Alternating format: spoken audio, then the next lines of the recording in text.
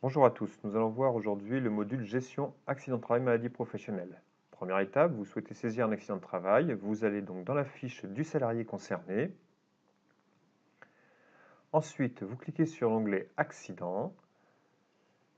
On s'assure des identifiants de notre entreprise, on clique sur nouvel accident. Vous pouvez vérifier les éléments, sachant que ceux-ci sont directement importés depuis votre fiche entreprise. Le numéro de risque également. Sachez que si vous ne modifiez pas les éléments, tout restera dans la fiche client. Si vous les modifiez, ça viendra se mettre à jour directement dans la fiche client. Alors, identification de l'entreprise. Par défaut, la case Utiliser l'entreprise de la victime est cochée parce que votre numéro de risque n'est pas un numéro de risque désignant une agence de travail temporaire. Nous allons faire un petit focus là-dessus tout à l'heure. Donc pour l'instant, saisissez bien les éléments de l'entreprise utilisatrice s'il ne s'agit pas, une fois encore, de votre propre entreprise. Alors donc comme je vous le disais, le focus, voyez ici, votre numéro de risque n'est pas le numéro de risque d'une agence de travail temporaire. Donc par défaut, c'est votre entreprise qui est l'entreprise utilisatrice. Maintenant, si votre numéro de risque est un numéro de risque d'entreprise de travail temporaire, 745 BD, alors là, par défaut, la case à cocher se décoche et vous devez renseigner l'entreprise utilisatrice. Si vous avez déjà renseigné des entreprises utilisatrices, celles-ci viennent automatiquement s'intégrer dans la liste à choix. Vous n'avez ainsi plus besoin de ressaisir les données de la nouvelle entreprise utilisatrice. Cette particularité est très importante dans le cadre de la déclaration accident de travail. Ensuite, on va aller voir donc l'identification de la victime à partir des éléments récupérés sur sa fiche salarié. Comme pour l'entreprise, si vous modifiez des éléments dans la déclaration d'accident de travail, alors ils seront modifiés également dans la fiche salarié. Vous n'aurez plus à les modifier la fois d'après. Assurez-vous bien du numéro de sécurité sociale. Attention, on ne peut pas faire de déclaration accident de travail sur Net Entreprise avec des numéros de sécurité provisoires.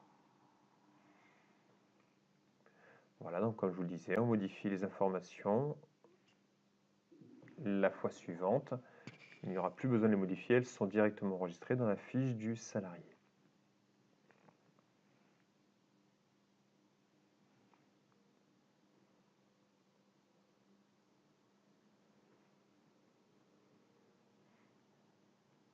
Vous retrouverez ici exactement les listes à choix que l'on retrouve sur Net Entreprise. Alors l'ancienneté. Pour ce qui concerne l'ancienneté, attention, il s'agit de prendre en compte l'ancienneté du dernier poste. Par exemple, la manœuvre, embauchée il y a 2 ans et cariste depuis 2 mois, l'ancienneté au poste sera donc de 2 mois. La nature du contrat, intérimaire, CDD, CDI, la date et l'heure de l'accident. De nombreuses alertes vous indiqueront si vous vous trompez sur la date de l'accident. Typiquement, si la date de l'accident est postérieure à aujourd'hui, une alerte vous informera de l'erreur. Ici, donc, vous saisirez le lieu de l'accident. Alors, s'il s'agit d'un lieu de travail habituel, le lieu de travail occasionnel, s'il s'agit d'un accident dans le cadre du déplacement entre le domicile et le lieu de travail, très clairement un accident de trajet. Ensuite, vous renseignerez l'adresse, les coordonnées. Alors attention, s'il s'agit d'un accident de trajet, vous devrez copier certainement 2 fois l'adresse, nom du lieu de l'accident, carrefour ou route nationale, ou tel numéro d'adresse, et ensuite reporter de nouveau les éléments dans l'adresse. Le champ nom de lieu de l'accident étant un champ obligatoire. Activité de la victime lors de l'accident. Vous avez des limites de 128 caractères. Pareil pour la description de l'accident, des limites à 255 caractères. Ce sont des limites imposées par Net Entreprise. Dans votre saisie, dans le texte, vous ne pouvez pas dépasser les 255 caractères ou les 128 caractères selon la case complétée. Pareil pour objet dans le contact à blesser la victime, 128 caractères. Idem pour les réserves motivées.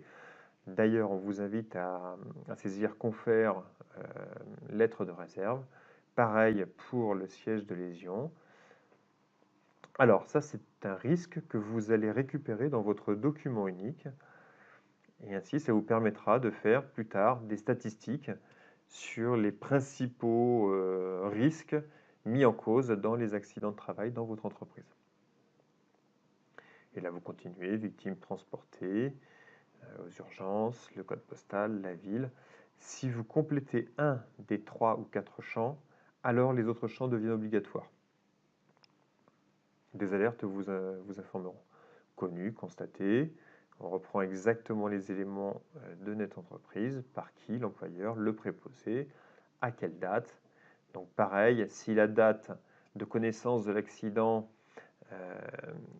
est antérieure à l'accident de travail, des alertes vous indiquent de l'erreur.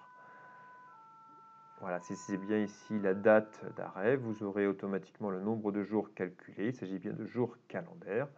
Voilà, si vous cochez inscrit au registre ou rapport de police, des champs supplémentaires viennent s'ajouter.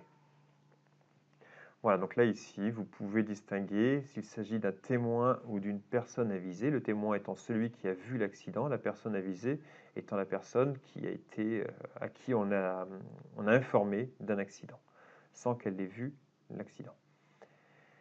Pareil, si l'accident a été causé par un tiers, renseignez bien l'ensemble des éléments, comme pour le module de la victime transportée.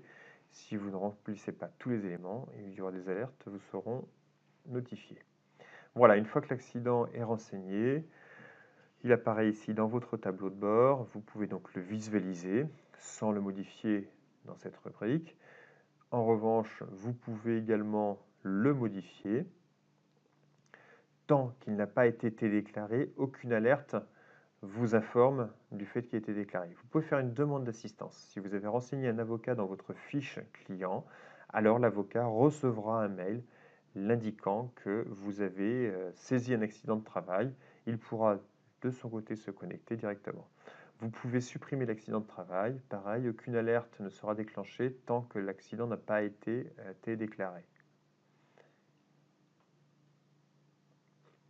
On retrouve certaines fonctions ici. Donc là, vous pouvez ajouter une lettre de réserve que vous ajouterez au format PDF de préférence.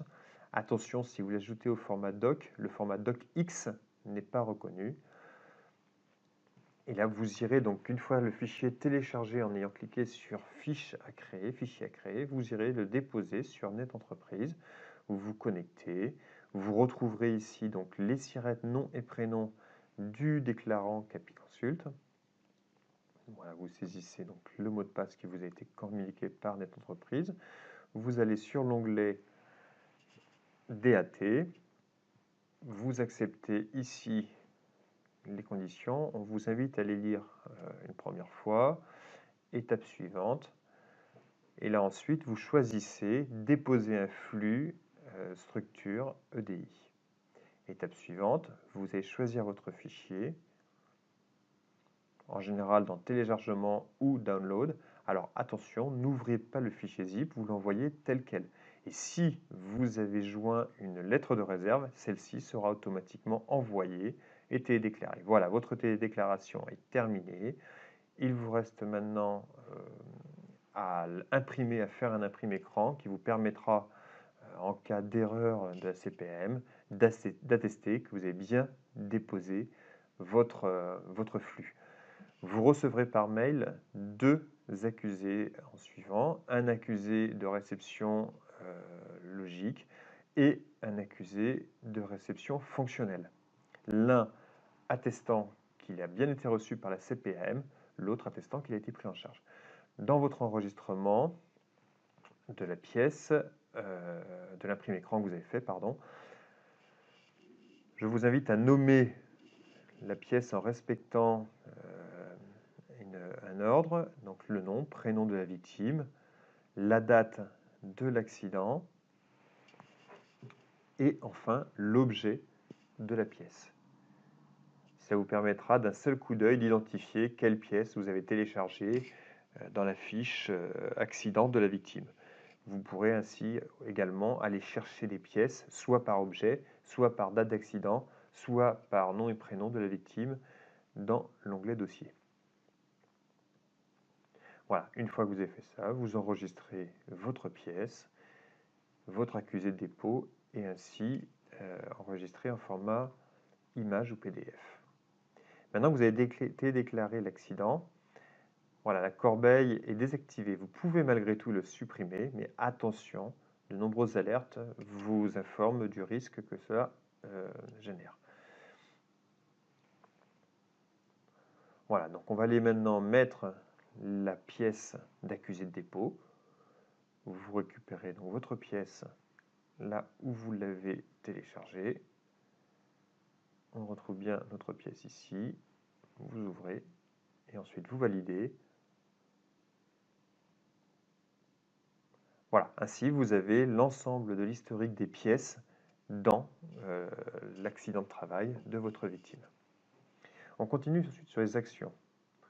Donc vous avez demande d'assistance si vous souhaitez avoir la demande d'assistance d'un avocat. Ensuite, lettre de réserve, on l'a vu tout à l'heure. Ensuite, le fichier à créer. Ensuite, vous pouvez imprimer la DAT. Donc pré-remplir la DAT, il ne vous reste plus qu'à la signer et l'envoyer par courrier recommandé. Alors cela, vous l'utiliserez dans le cas notamment des numéros de sécurité provisoires. Voilà, vous pouvez, si vous n'êtes pas une entreprise de travail temporaire, faire l'info préalable, à envoyer ensuite à l'entreprise de travail temporaire.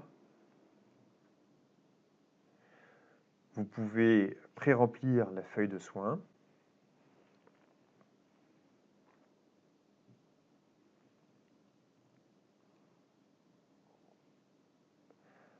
Vous pouvez ensuite, donc comme on l'a vu, joindre des pièces.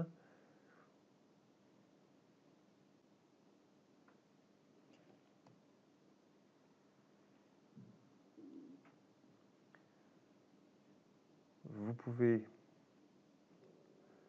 préciser, renseigner des prolongations, d'éventuelles prolongations de votre accident. Donc la date de début, la date de fin, donc à l'issue de l'arrêt initial. Le nombre de jours se renseignera automatiquement. Donc nous sommes toujours bien évidemment en jour calendaire. Voilà, et ainsi le nombre de jours total de l'accident vient de se cumuler. Vous le retrouvez d'ailleurs sur le tableau de bord avec le nombre de jours total, puis la date de fin, prolongation comprise. Vous avez ici l'ensemble du suivi, date de notification de la CPM, l'état, s'il a été pris en charge ou rejeté, le motif de rejet, la date de fin de recours initiale qui est de 2 mois après la date de notification. Vous recevrez une alerte 30 jours avant la date et la date de guérison ou de consolidation. Si un nouvel accident survient pour la victime alors que le premier n'a pas été consolidé, une alerte vous informe, de telle sorte à vous assurer qu'il s'agit bien d'une rechute ou d'un nouvel accident et non pas d'une prolongation. Donc là justement, en cas de rechute, pareil, vous pouvez renseigner ici vos différents éléments de rechute.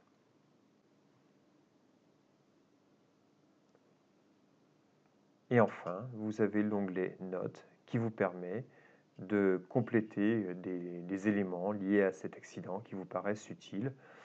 Si un avocat est référencé dans la base client, il recevra automatiquement une copie de votre note. Si vous souhaitez envoyer une copie à quelques personnes que ce soit, il vous suffit juste de préciser son adresse mail dans la copie. À l'inverse, quand l'avocat utilise la plateforme et va compléter les notes, vous recevez automatiquement un mail vous indiquant que l'avocat a ajouté une note sur l'accident de travail.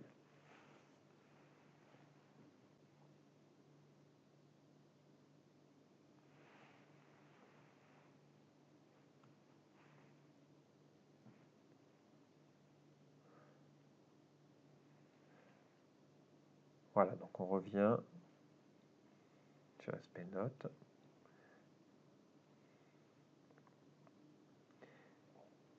Voilà. Vous pouvez avoir l'ensemble de la vue, donc là jusqu'ici nous étions passés par le biais du salarié, mais vous pouvez avoir l'ensemble de la vue et sur chaque accident retrouver exactement les mêmes actions. Vous pouvez également avoir des statistiques. En choisissant l'année, vous pouvez y mettre des filtres par entreprise utilisatrice, notamment si vous êtes une entreprise de travail temporaire. Toujours dans le cas de l'entreprise utilisatrice, vous pouvez filtrer par groupe d'appartenance des entreprises utilisatrices. Ensuite, si vous voulez calculer taux de fréquence, taux de gravité, vous pouvez renseigner les nombres d'heures travaillées des dernières années. Voilà, et donc là, on va retrouver un tableau avec l'ensemble des accidents de travail, l'évolution sur 2018-2017, et donc N et N-1, différentes données, différents graphismes. Voilà, donc nous avons limité les statistiques à ces éléments, mais vous pouvez créer autant de statistiques que vous voulez à l'infini. Pour cela, il vous suffit simplement de télécharger les données au format Excel et ensuite, par le biais de tableaux croisés dynamiques, de statistiques, vous pouvez faire ce que vous voulez. L'ensemble des éléments liés aux accidents de travail sont récupérés dans ce tableau Excel.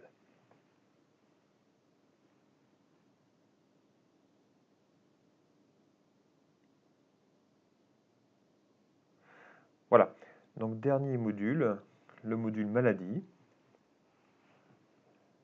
Alors le module maladie, donc là, il s'agit juste de renseigner les éléments au titre de conservation de l'historique, puisque c'est aux salariés de faire les démarches de demande de reconnaissance de maladie professionnelle.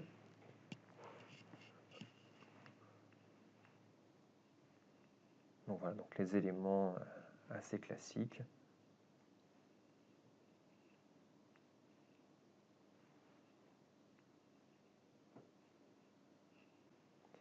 Donc on renseigne effectivement si la maladie est une rechute, date du premier constat, est-ce qu'il y a un arrêt de travail ou pas, la date de reprise, le nombre de jours entre la date de premier constat et la date de reprise, la date s'il y a un arrêt, la date de l'arrêt initial, le nom du médecin, son prénom, son adresse, code postal, ville.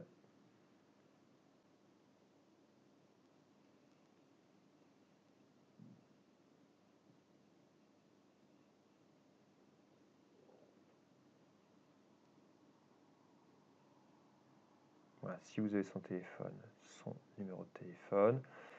Ensuite, si la maladie professionnelle est reconnue au titre d'un tableau, donc vous allez effectivement cocher la case, renseigner le tableau, la pathologie, le délai de prise en charge et créer cette maladie professionnelle.